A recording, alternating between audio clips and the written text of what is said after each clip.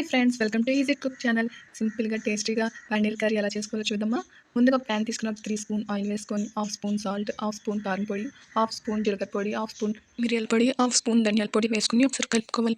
కలుపుకున్న తర్వాత 250 గ్రామ్స్ పన్నీర్ చిన్న ముక్కలుగా కట్ చేసి వేసుకుంటున్నాను. ఒక మసాలాని పట్టి వరకు కలుపుకొని ఒక 2 మినిట్స్ వరకు ఫ్రై చేసుకుంటే సరిపోతుంది. ఇంకా ఎక్కువసేపు ఫ్రై చేసుకుంటే పన్నీర్ పీసెస్ కొంచెం గట్టిగా అయిపోతాయి. ఫ్రై చేసుకున్న తర్వాత ఒక ప్లేట్లోకి తీసుకోవాలి. అదే ప్యాన్లోని 1 కప్ ఆనియన్స్, 1 కప్ టమాటా, కొంచెం అల్లం, కొంచెం వెల్లుల్లి, కొంచెం జీడిపప్పు వేసుకొని ఒక 1 మినిట్ వరకు ఫ్రై చేసుకోవాలి. ఫ్రై చేసుకున్న తర్వాత మూత పెట్టేసి ఒక 5 నిమిషాల వరకు మగ్గించుకోవాలి. మగ్గిన తర్వాత మూత తీసేసి ఒక మిక్సీ జార్లో వేసుకోవాలి.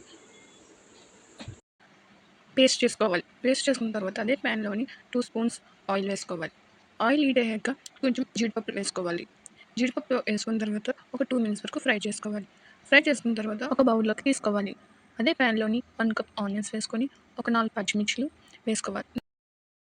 బ్రౌనిష్ కలర్ వచ్చే వరకు ఫ్రై చేసుకోవాలి. అంటే ఒక 2 మినిట్స్ వరకు ఫ్రై చేసుకోవాలి. ఫ్రై చేసుకున్న తర్వాత ముందుగా మనం గ్రైండ్ చేసుకున్న పేస్ట్ వేసుకొని ఒకసారి కలుపుకోవాలి. కలుపుకున్న తర్వాత 1 స్పూన్ సాల్ట్, 1 స్పూన్ కారం పొడి, 1 స్పూన్ మిరియాల పొడి, 1 స్పూన్ జీలకర్ర పొడి, 1 స్పూన్ ధనియాల పొడి, 1 spoon garam masala, half spoon పసుపు వేసుకొని కలుపుకోవాలి. కలుపుకున్న తర్వాత ఒక పచ్చివాసన పోయే వరకు 5 మినిట్స్ వరకు ఫ్రై చేసుకుంటూ ఉండాలి.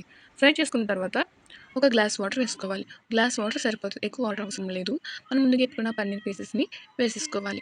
వేసుకున్న తర్వాత మూత పెట్టేసి మీడియం ఫ్లేమ్లోని ఒక 10 నిమిషాలు మగ్గించుకోవాలి. మగ్గిన తర్వాత ఇలా గ్రేవీలో రావాలి. గ్రేవీ వచ్చాక కట్ చేసుకున్న కొత్తిమీర వేసుకోవాలి.